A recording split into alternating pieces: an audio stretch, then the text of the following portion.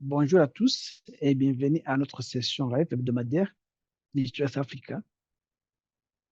Aujourd'hui, nous allons parler des animations NDVI pour essayer de suivre l'évolution d'écriture euh, au cours du temps.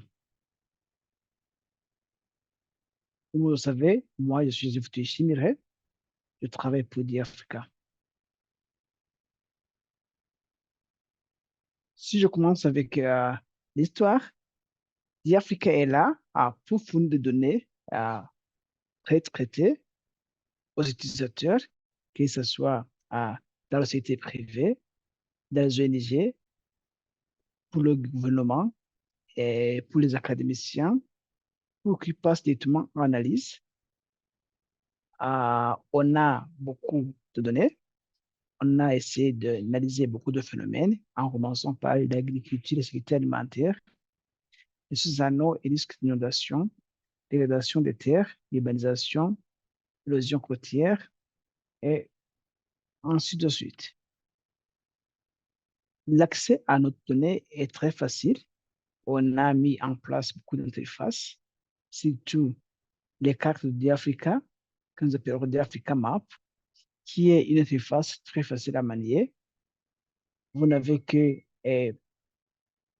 à manipuler l'interface, faire des détections de changement, afficher les données, et enfin, vous pouvez partager directement les résultats, mais il n'y a pas de statistiques. Notre interface robuste, qui est la Sandbox, est basée sur le code Python. Vous avez à créer un compte et vous avez accès au notebook déjà prédéveloppé. Et en utilisant ce notebook, vous pouvez analyser différents phénomènes sur le continent, produire des cartes, des graphiques, des animations, des tableaux statistiques et enfin échanger le code avec vos partenaires. Mais on a aussi d'autres plateformes très faciles à manier. Vous pouvez utiliser des logiciels logistiques comme QGIS et ArcGIS et télécharger nos données afin de les intégrer avec celles que vous avez dans votre bureau. Actuellement aussi, nos données sont accessibles à travers euh, le géoportail africain en collaboration avec ESRI, mais le plus important est que à travers notre plateforme d'apprentissage, vous pouvez connaître comment on a traité les données, comment euh, les exploiter pour différents buts selon votre domaine d'expertise. Aujourd'hui, nous allons travailler dans la sandbox, qui est une interface qui nous permet d'atteindre notre objectif de soutenir tous les secteurs de l'économie à partir de l'agriculture, l'eau, l'expansion urbaine, gestion des ressources naturelles. On a des algorithmes déjà prédéveloppés et personnalisés pour répondre aux besoins du continent. Les notebooks sont déjà groupés. On a des fichiers pour les débutants. C'est une introduction comment exploiter les données et les codes qui sont là. Le fichier qu'on appelle dataset, c'est le fichier qui montre les données que nous avons et les étapes qu'on a suivies pour les traiter. Et nous avons les codes fréquemment utilisés. Ce sont des exemples de codes qui montrent comment euh, traiter en les différentes données pour résoudre différents problèmes. Nous avons des exemples de la vie courante qui montrent des schémas pour adresser différents problèmes de la vie courante.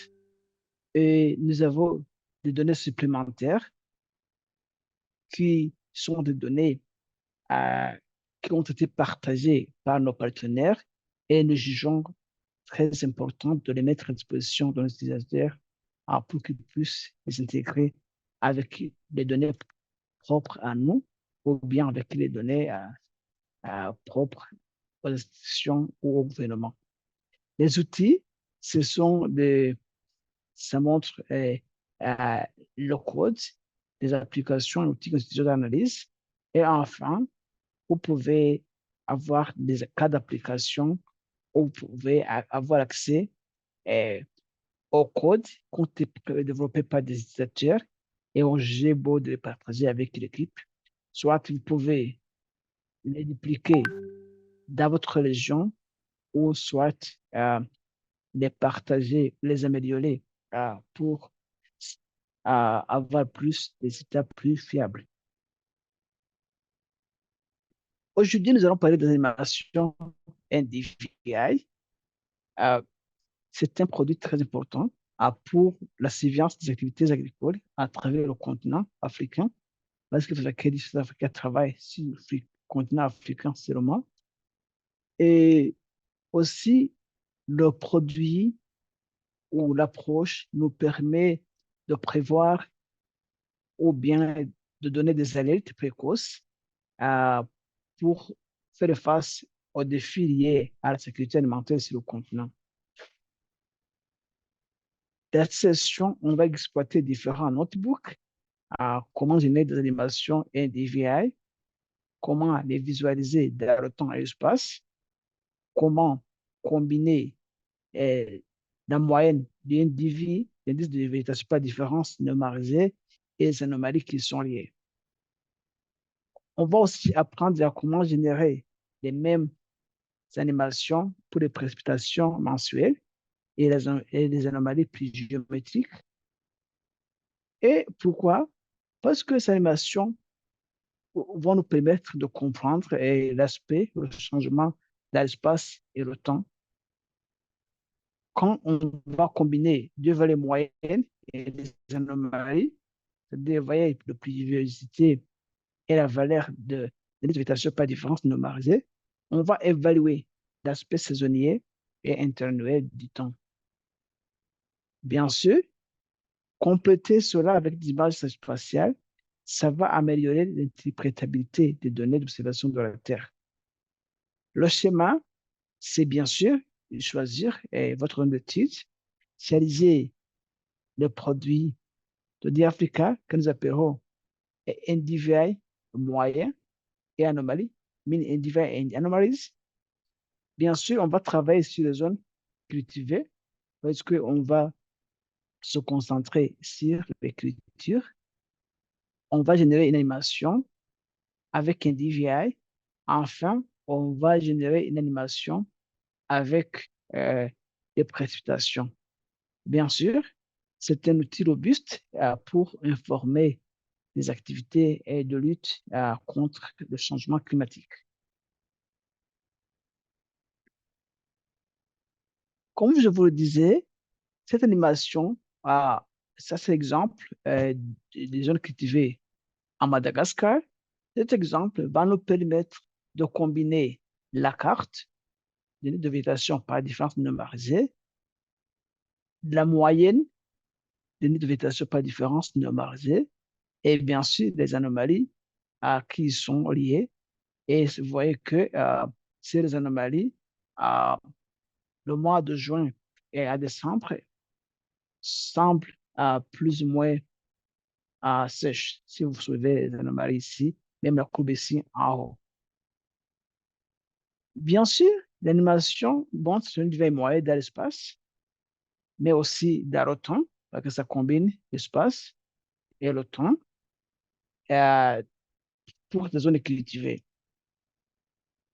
Bien sûr, on a travaillé sur les zones cultivées et on peut aussi combiner les mêmes anomalies euh, avec la pluviosité, parce que vous savez que la pluviosité, c'est un aspect très important pour la verdure ou pour la croissance et la production des plantes.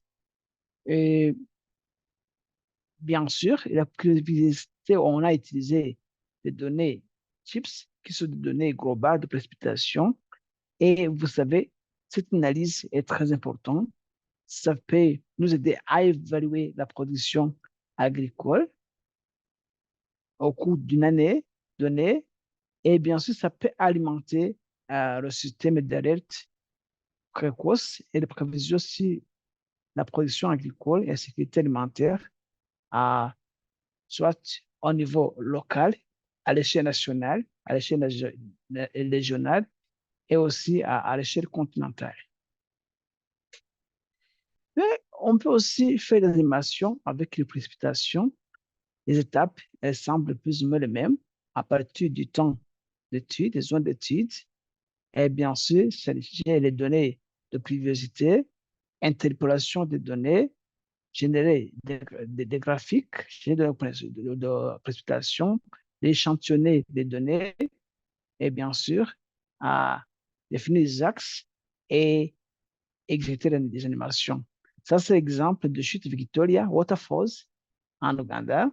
Comme vous voyez, on peut générer graphiques de pluviosité de la région qui sont implémentés jusqu'au mois de mars. Ça devient plus ou moins stable et ça remonte jusqu'au mois de novembre.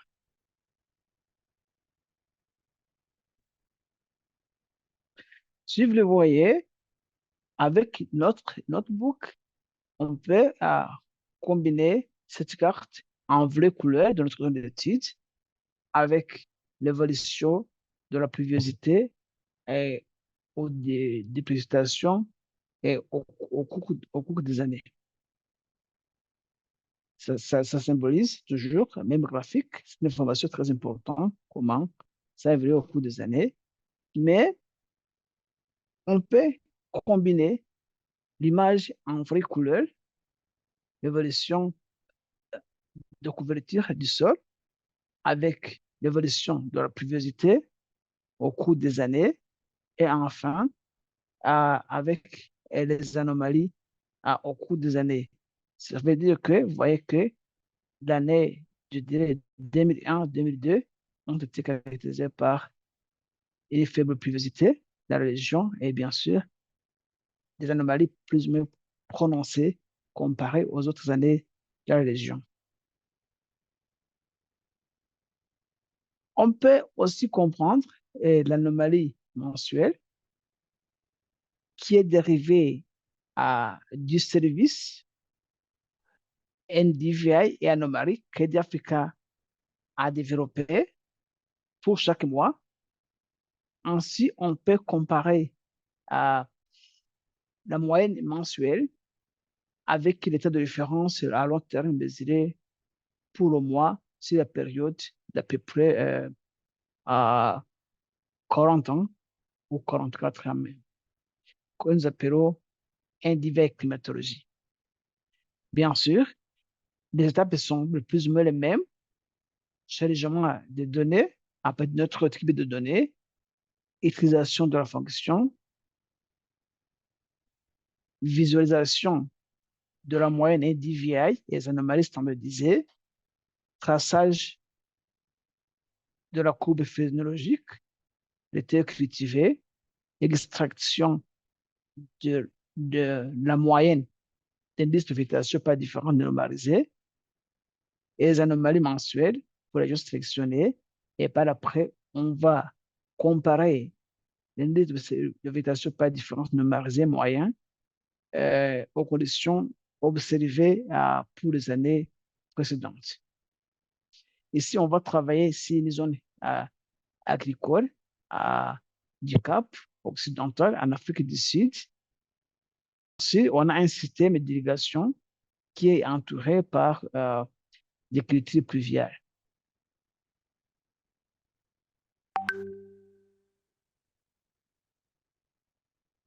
Comme vous le voulez, comme vous le voyez, en traçant notre indice de végétation par différence normalisé mensuel, et vous voyez que à partir du mois de, je dirais, de juin au mois de septembre, la région est caractérisée par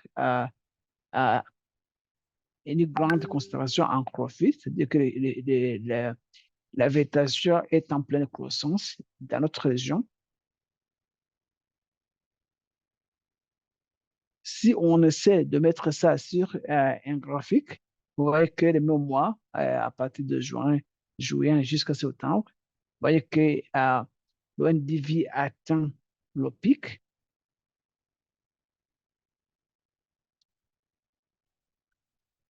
Mais aussi, on peut aussi inspecter et euh, comparer notre individuelle climatologie avec la moyenne mensuelle, bien sûr, avec l'anomalie standardisée, par exemple. Si ça, c'était le mois de juin 2022, on a comparé aussi avec l'anomalie standardisée.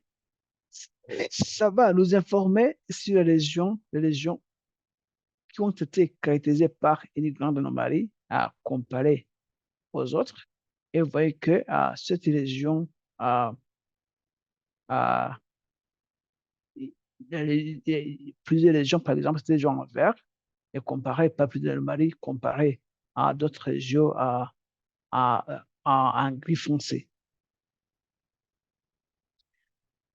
Ici, et quand on compare l'indice de végétation par différentes numérisées, la moyenne mensuelle avec les anomalies, vous voyez que il y a des années qui ont été caractérisées par plus d'anomalies.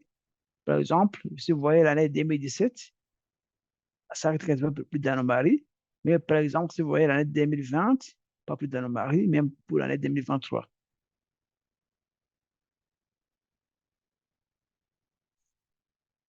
Toujours avec le même produit, on peut essayer de comprendre comment les plantes se sont comportées. Par exemple, en transforme à cette individuelle moyenne, ça montre, de même les gens handicap, ça montre que les mêmes mois ont été caractérisés par une grande à concentration en chlorophylle. On peut aussi utiliser des cartes types pour voir les régions et les mois qui ont été caractérisés par une grande déviation par la moyenne. Et bien sûr, ça veut dire que la production sera ou bien plus faible ou bien plus élevée qu'expecté.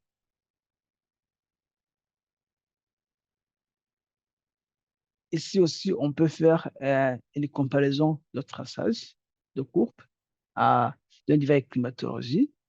Euh, et on peut essayer de comprendre la phénologie des cultures parce que là où la concentration en chlorophylle s'élève, c'est-à-dire que c'est là où les plantes sont en pleine croissance. Quand ça commence à diminuer, c'est vers la sénescence. Bien sûr, au commencement, c'est euh, pendant la semence. On peut aussi passer aux statistiques qui sont liées. Par exemple, essayer de comprendre quelles sont les anomalies au commencement de la saison, quelle a été la valeur de chlorophylle au commencement, ce qu'il a été le contenu à un individu quand la croissance, gravitation atteint le pic, c'est-à-dire que quand le contenu de chlorophylle atteint le pic, les anomalies qui sont liées à la fin de la saison et calculer aussi l'amplitude et essayer de comparer comment nos champs se comportaient au cours des années. Bien sûr, c'était une introduction. À, on peut passer vers notre sandbox. Pour les gens qui sont nouveaux ici, sachez que pour avoir accès à la sandbox, vous avez à vous loguer, à créer un compte. Et quand vous créez un compte, immédiatement, vous allez avoir accès euh, à différents notebooks, surtout le fichier Beginners, de code pour les habitants, datasets, sur des données, comment on a traité les données, les codes fréquemment utilisés, les exemples de la vie courante, les outils que nous utilisons et les cas d'application. Et à travers, entre, quand vous ouvrez, par exemple, chacun de ces fichiers, vous allez avoir des notebooks déjà prédéveloppés et ce sont ces mêmes notebooks que nous avons utilisés. Si vous allez dans le fichier, si vous allez dans le fichier, les codes fréquemment utilisés, vous allez voir l'animation de séries temporelles qui va parler d'une façon générique, comment, euh, comment faire de l'animation. On a des étapes déjà détaillées. Ici, on a utilisé exemple des images Sentinel-2, mais on peut aussi utiliser plusieurs autres sources de données. C'est question seulement de suivre les étapes, comment indiquer, importer les images des séries temporelles sans nuage, à tracer des bandes et l'animation, visualisation des données, exploitation des données, soit en format GIF, qui est très, très léger, ou en format MP4, qui est très, très clair, ajouter des vecteurs et bien sûr, essayer de faire des animations assez claires. Ici, on a des paquets à charger. On a déjà une fonction prédéveloppée, Animated Time Series, c'est-à-dire que c'est l'animation de séries temporelles. Bien sûr, il faudra toujours spécifier votre zone de titre, soit en utilisant latitude et longitude et un tampon, ou bien vous pouvez sélectionner un polygone qui va vous montrer les limites de votre zone de titre. Il nous faudra spécifier notre pas de temps, bien sûr, la résolution de nos données et charger les données. Ici, ce sont des images à Sentinel-2, bien sûr, en spécifiant des bandes et, et la projection. Et bien sûr, la qualité. Ici, la condition en est que la couverture nuageuse ne doit pas aller au-delà de 100%. Alors, en chargeant nos données, vous voyez que nous avons 12 images euh, qui remplissent notre condition de couverture nuageuse est moins de 5%. On peut visualiser les images en vraie couleur, vous le voyez ici. On peut tracer des images en vraie couleur, des images RVB, et faire une animation, comme vous voyez ici, qui montre mois par mois. On peut en aller loin, choisir des bandes à visualiser. Ici, on a choisi quelques bandes à short infrared, c'est-à-dire que semi-infrarouge, bande, euh, bande shortwave, des bandes infrarouges à courte onde. C'est la bande semi-infrarouge et la bande verte. On a aussi passé l'animation pour faire contraste. Ici, vous voyez que les zones cultivées et les zones aquatiques apparaissent plus ou moins claires. On peut aussi calculer des indices. Ici, on a pour exemple un indice de pas différence normalisé et pour essayer de montrer clairement les zones aquatiques. On peut masquer d'autres zones et ne rester qu'avec les zones aquatiques, comme vous le voyez, ainsi de suite. Ici, l'idée en est que ce notebook est très générique. Ça nous permet de montrer à différents images, différentes approches d'animation. Je partage le même notebook dans le chat. Vous pouvez aller à travers. Et puis, aujourd'hui, le sujet en était de parler d'animation NDVI. Pourquoi?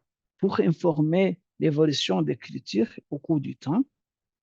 Le notebook de DAfrica toujours commence par les produits à utiliser. NDVI Anomaly, c'est un produit de DAfrica qui permet d'analyser l'évolution des cultures au cours des années. On a des mots clés, bien sûr. Ça nous permet de visualiser les végétations par différents normalisés dans l'espace en utilisant la moyenne au cours du temps et les anomalies qui sont liées, mais aussi ça me permet de combiner avec l'évolution en pluviosité dans notre région. Les étapes sont les mêmes. Toujours, on a des paquets déjà prédéveloppés. Il nous faudra des charger des paquets pour connecter à notre équipe de données, pour spécifier date et temps, pour traçage des tableaux, des graphiques, ainsi de suite. La fonction s'appelle NDVI Animation que nous allons utiliser. Bien sûr, il nous faudra spécifier notre zone d'étude et par après, en l'ensemble, vous voyez que maintenant, on est dans une région, la région n'est pas assez rapide, on est dans une région de Madagascar, vers le centre de Madagascar, dans un champ, dans les zones cultivées. Et alors, on pourra spécifier notre résolution et visualiser nos données. On a 12 pas de temps, comme vous voyez. On va masquer notre carte avec les zones cultivées. Et par après, vous voyez que nous ne restons qu'avec les zones cultivées. Et par après, on va passer à animation en utilisant des nids de végétation par différence numérisée. C'est la moyenne. Et nous allons avoir un graphique pareil qui va combiner l'aspect spatial avec l'aspect temporel, non seulement la moyenne de, de, du contenu en chlorophylle, mais aussi les anomalies qui y sont liées. Vous voyez que ici, par exemple, si on considère les anomalies, le mois de mai, juin, juillet, jusqu'à septembre, sont caractérisés par une plus grande anomalie comparée aux autres mois. Alors, on peut aussi combiner avec la pluviosité. En combinant avec la pluviosité, je vais un peu plus vite. Vous voyez que on peut combiner ces aspects spatiaux à d'animation NDVI avec la pluviosité mensuelle. Et par après, vous voyez que sans doute, les mois à faible pluviosité correspondent aux mois à faible concentration en chlorophylle, c'est-à-dire que la verdure des plantes est redoutée. Voilà, ça c'était la même fonction. Et je vous partage le même lien dans le chat parce que ces mêmes notebooks, ces mêmes codes sont disponibles à travers notre euh, répertoire GitHub. Alors, ici, on avait parlé d'animation avec curiosité. Ici, on a des données à utiliser. Vous voyez, notre géomètre moyenne annuelle, mosaïque annuelle, sans nuages, le niveau d'image centenaire de même moyenne, niveau d'image Landsat à partir du 9 jusqu'à 7. Les données mensuelles, CHIPS, c'est des données de biodiversité globale, et bien sûr, les données journalières CHIPS, les données de biodiversité à plus ou moins qui sont toujours globales. On a des étapes à suivre, bien sûr, charger les paquets, comme je vous ai dit. Ici, on a une fonction déjà prédéveloppée, Animation Reinforce, c'est l'élimination de pluviosité. Et on a toujours à spécifier nos zones d'études. Vous voyez que ici, c'est Victoria Falls. Euh, euh, vous voyez, c'est Victoria Falls. On pouvait aller à travers. On peut vous zoomer et dézoomer. Je disais auparavant que c'est en Ouganda, c'est entre Zambia et Zimbabwe. Pardon. Et, et par après, nous allons charger nos données. On a chargé notre géomètre de Lente, l'événement centenaire 2, qui est disponible à travers une plateforme de Africa. Et par après, on a cartes séries temporelles. On va passer à l'interpolation des séries temporelles. Et par après, on peut produire le graphique qui nous montre l'évolution de la pluviosité au cours du temps dans notre région. On peut passer à la définition de l'animation. Et voilà, et ça peut générer l'aspect spatial et l'aspect temporel. Et on peut essayer de comprendre l'évolution de la biodiversité à long terme, comme, comme on a vu.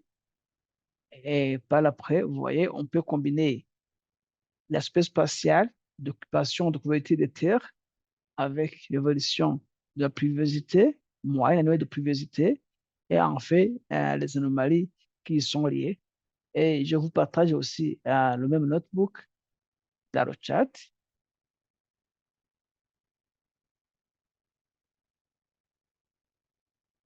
Voilà. Et bien sûr, je vous ai parlé aussi des, de nos données sur une diverse climatologie. Je ne vais pas traîner là-dessus, mais vous pouvez comprendre l'évolution des plantes ou la phénologie des plantes au cours du temps en tirant ce produit du Sud-Africa en suivant différentes étapes. Et bien sûr, je ne vais pas traîner là-dessus. Euh, on va avoir un graphique qui nous montre le contenu en divers au cours des années. Je vous disais d'appellation que le mois de juin jusqu'au mois de septembre semble plus vert comparé aux autres mois, c'est-à-dire que les plants sont en pleine croissance. Et par après, on peut comparer avec les cartes types, voir les champs, les zones qui ont euh, une grande déviation à la moyenne comparée aux autres. Et bien sûr, on peut laisser avec des pixels plus clairs et essayer de passer à la visualisation et bien sûr passer à l'analyse, tracer le graphique de phénologie et, et, et enfin, on peut passer aux statistiques qui sont liées. Même chose quand il y a des anomalies mensuelles, on peut aussi passer aux analyses de phénologie des plantes. Je vous partage des derniers notebooks.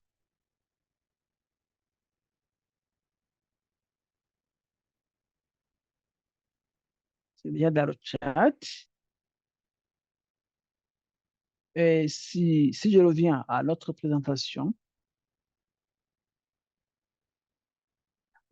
ce que nous présentons ici, c'est comme un résumé. Et on peut faire beaucoup d'autres à travers notre sandbox. L'idée est que, en visitant notre site web, vous en connaîtrez plus. Si vous êtes coincé, veuillez nous écrire à travers notre euh, interface de sport en ligne ou bien pendant ces discussions parlées, chaque mercredi à 11h GMT, on peut acquérir plus de connaissances. Et nous savons que, bien sûr, il nous faudra toujours un peu de capacité. On aura à travers notre cours en ligne, gratuitement accessible, avec une assistance régulière. Vous pouvez aller à travers toutes les étapes, comment accéder à nos données, comment les traiter, comment utiliser Sandbox, comment intégrer les données que nous avons avec vos données propres à vous. Et bien sûr, essayer, on a des applications spécifiques comme suivi des eaux, suivi des dégradations des terres, suivi de l'agriculture sécurité alimentaire, qui utilise beaucoup plus cette approche que de présenter à suivi d'érosion côtière, d'expansion urbaine, et ainsi de suite. Bien sûr,